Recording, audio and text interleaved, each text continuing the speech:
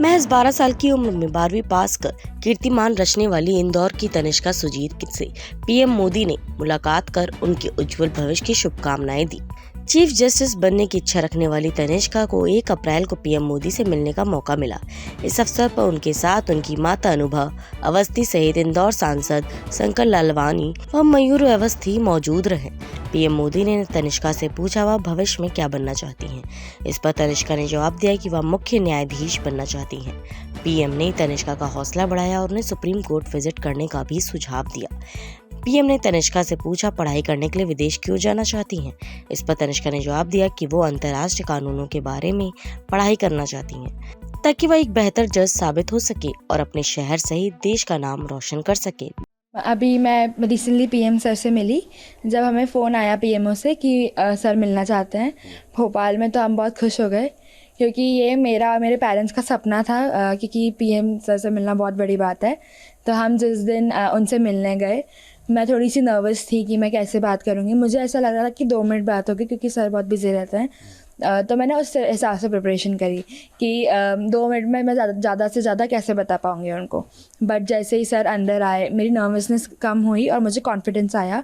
फिर सर ने फ़ोटो खिंचवाई और वो बैठे और हमने 15 मिनट बात करी। अच्छी तरह उन्होंने मेरी बात सुनी, उन्होंने मुझसे बात करी, हंसी मजाक करा और मैंने उनको मेरे बारे में बताया।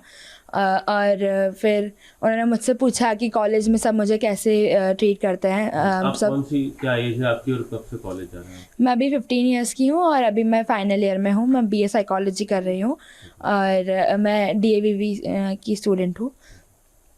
तो मैंने सर को बताया तो सर ने बोला कि कॉलेज में सब मुझे कैसे ट्रीट करते हैं, क्योंकि मैं सबसे छोटी हूँ वहाँ पे। तो मैंने उनको बताया कि स्टार्टिंग में सब बहुत शॉक्ड थे, बट अभी सब नॉर्मल हो गए हैं, सब मेरे फ्रेंड्स हो गए हैं।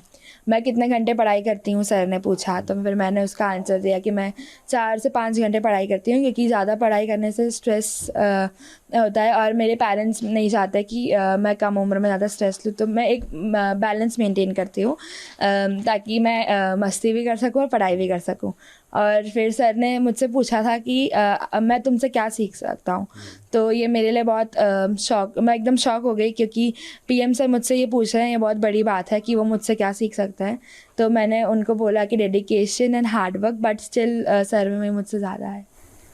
और कुछ बात हुई है? मैंने उनको मेरा अचीवमेंट के बारे में बताया आपने? मैंने उनको मेरा ड्रीम बताया कि मैं लॉ ये साइकोलॉजी कंप्लीट करने के बाद यूएस जाके लॉ करूँगी और मेरा सपना है कि मैं चीफ जस्टिस बनूँ।